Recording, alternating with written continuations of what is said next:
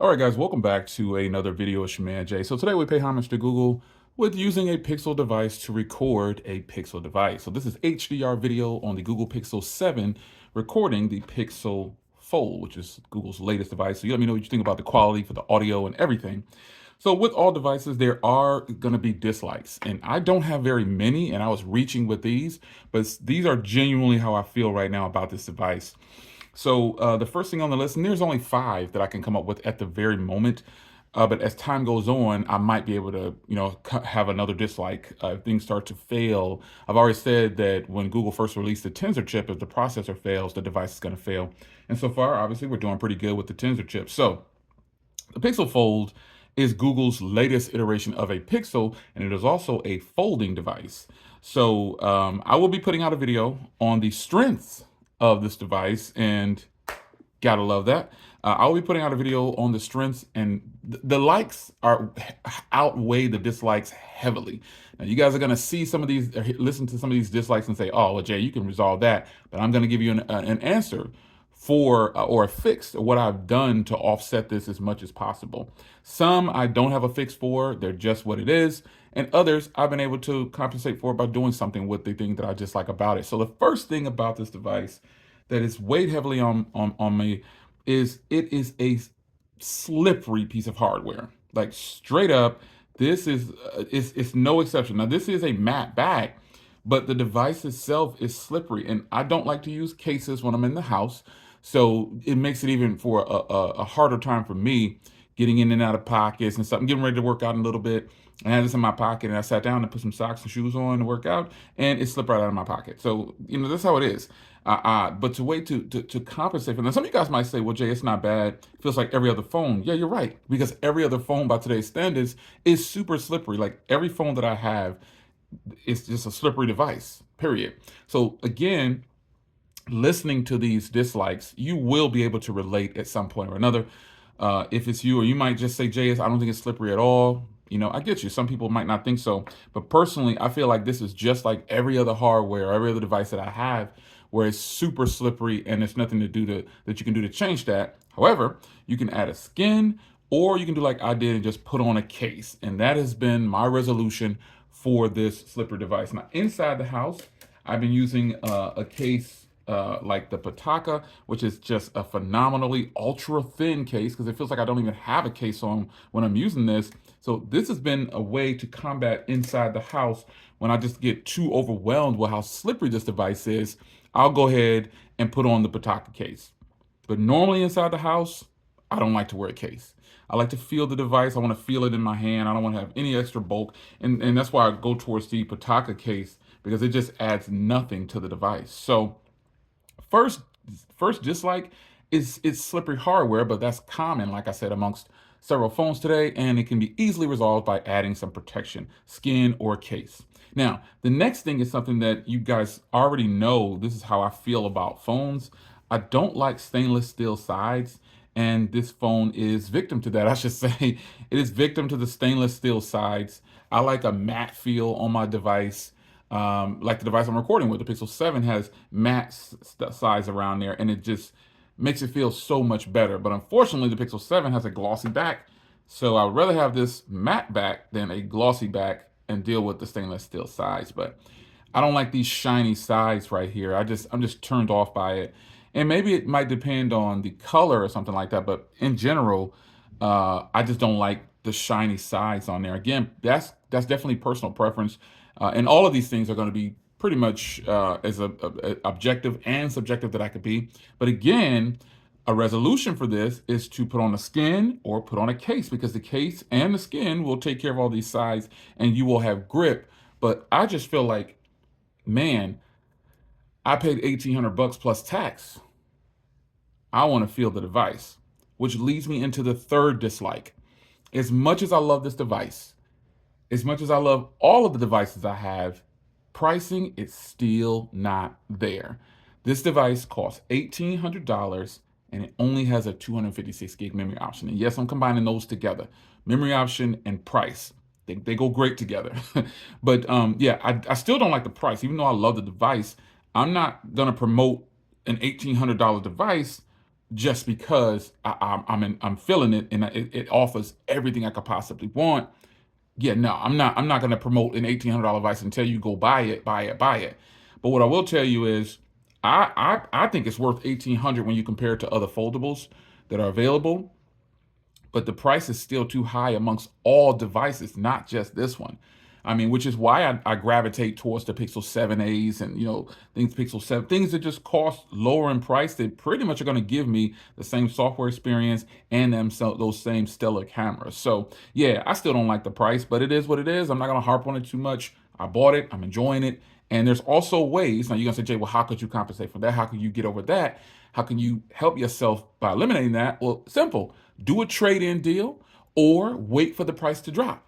Simply put, a lot of consumers today are not buying phones as soon as they drop.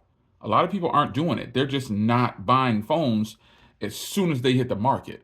Only tech enthusiasts do that. Majority, I'll say the majority. I'm not going to say only tech enthusiasts. I should say the majority of sales on new devices seems like it comes, depending on the device, seems like it comes for tech enthusiasts. And I could be way off on this because regular consumers don't do YouTube, you know what I'm saying? So maybe there are a lot more regular consumers out there that purchase the Pixel Fold that we just don't know about. So if you are a regular consumer and you don't do anything on social media as far as getting revenue for doing reviews on your products, let me know in the comments who you are because I would love to know. But that is something that you can do. You can go ahead and do a trade-in, and that will help compensate for taking care of some of that 1,800 bucks. Now, right now, the most you'll get on a trade-in is from an iPhone 13 Pro Max, which is $900, and then $850 on an iPhone 13 Pro, and it has to be a terabyte. I think it has to be at least 512 gigs. I'm not sure, but you can check that yourself. But price still too high. Now, another thing that I think is not too great. Okay, let me say it should be. I want more. I'm not gonna say that it's not great. I'm gonna say that the battery life on here is not what I expected it to be, given the size of the battery. So, but this also goes into like the apps that I'm using and stuff like that. So I don't have a lot of apps on my devices. I have the same apps on my devices, but at the same time, yeah, I would like to be able, now I can make it through a day, but I want to make it through 2 days. You understand what I'm saying? Again, rewind a little bit, 1,800 bucks. So I want to make it through 2 days. And the only way I could possibly do that is to turn on battery saver. Now I actually did a test on the third day with battery saver, and it dramatically increases the battery. And you can even you can tell it what apps you want to stay on or whatever. So on battery saver, you can do extreme, and you can go in here and select the apps. As you can see, I put some essential apps. I checked a bunch of apps that I need to stay going, and they're gonna always get through. So you just turn on battery saver, boom, there it is. And now all those apps are gonna get through. And so, oh, I need to do the extreme. Like I think I need to turn. This is just a regular battery saver. Let me see here. Always use. Now that is the real battery saver. And so now you see stuff grayed out. You see how it's graying stuff out? Real world, like it's turning off stuff, but I still have access to everything else that I checked on the box. So the essentials are there. I don't need my banking apps to work all the time. I don't need my Hulu to work all the time, my Disney, my ESPN. So if I go into this, I'm gonna say, okay, unpause temporarily. This is what you get. I found doing that, man, dramatically drastic and dramatic. I gotta patent that. It dramatically made the phone better. But to the people that are gonna say, well, you shouldn't have to do all that for 1,800 bucks. I don't disagree. I don't disagree. I don't disagree. I think I should be able to just get as much as I can out of here. But again, battery life, I've always said it, folks, that depends on the user. It depends on you. That's what it depends on. So let me turn off battery saver. Get back to my norm. And you'll see everything start to pop. See how it turns color again? That's dope. That's dope. But yeah, man, you shouldn't have to do things like that all the time. Now, battery saver for a lot of people is just about like emergency situations. That's what I would say. I don't have to use battery saver that much, but what I can say is that it is very useful, again, to offset. I'm giving you these things, folks, that to tell you the truth about it, there's always a resolution. Whether you're going to be stubborn about it, like let's rewind real quick. Jay, it's slippery. They should do better. They need to make it more grippy. Well, put a case on it. Okay, the slippery, shiny sides, Jay. Again, put a case on it. The price is too high. Do a trade-in. Wait for it to go on sale. These things are all going to happen. Battery life is average at best. It's too expensive. It needs to have better battery. Well, find a way to make it work for you. That is why those things are there. Battery saver, extreme battery saver. They're not there to say that the phone is any less. It's just to make sure they know that some people are going to be heavy on it. And so all you can do is use what's on it. By keep an external battery charger around. Get some MagSafe batteries, because I got the Pataka Easy set up here, and I got a battery that fits right on there. There's ways to do it. So the last thing I want to talk about, now this is the one that I can't do anything about. Let me get him a shine up. I love shining him up. Then this cloth is in the description if you are wonder. Well, I'm always using that cloth. I think JoJo uses this one, just that cloth too. But anyway, shout out to JoJo. Can't wait for her to get her pixel so she can shine with me. But the last one is, and before I get out of here on battery, before I switch over from battery, the battery doesn't charge the fastest. Okay? It's limited to, I think, 25 watts or 23 watts, something like that. But for a person like me, that doesn't bother me at all. I'm used to it. I've got plenty of phones that charge super slow.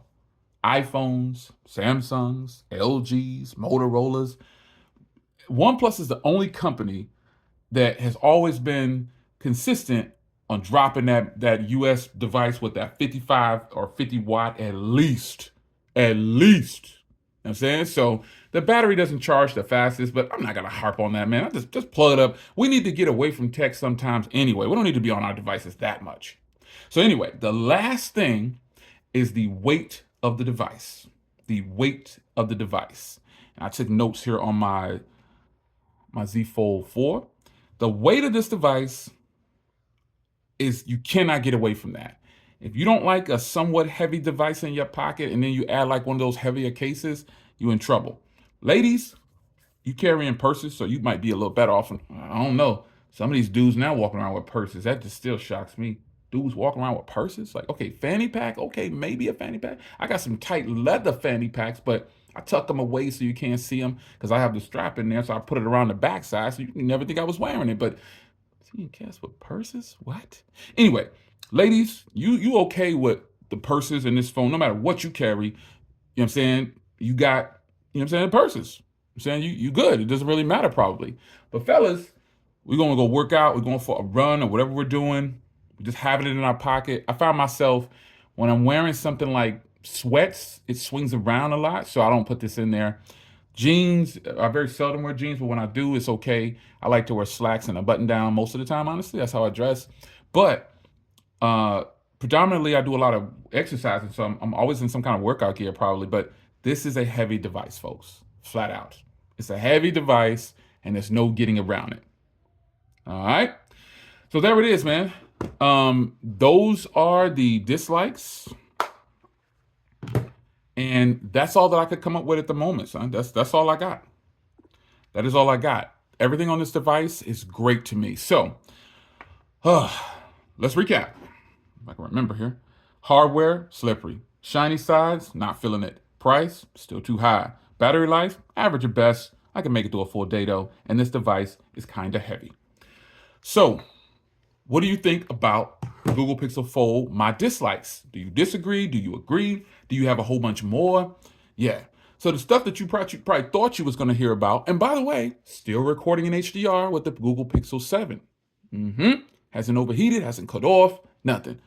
So, by the way, you probably thought you was going to hear something like, oh, the process is trash, the process is outdated. The Tensor chips have gotten to the point where they are solid.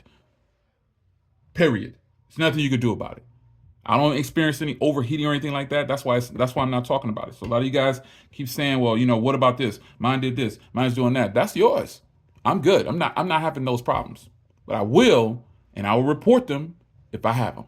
It's your man Jay, keeping it all the way 100 over here on this channel, man. You want to be entertained, you need to go somewhere else. You want the truth? Come over here and stay and rock with me like you've been doing all these years. It's your man Jay. I see in the comment section, be sure to tell me if you're a regular consumer and you have this device. And if you're a regular consumer, how do you feel about some of the things that I dislike about it? What are your dislikes? I'll see you in the next one. Take care. Now tell me the Pixel 7 didn't do its thing. Come on, y'all. Give it up. Team Pixel, I want to see you in the comments.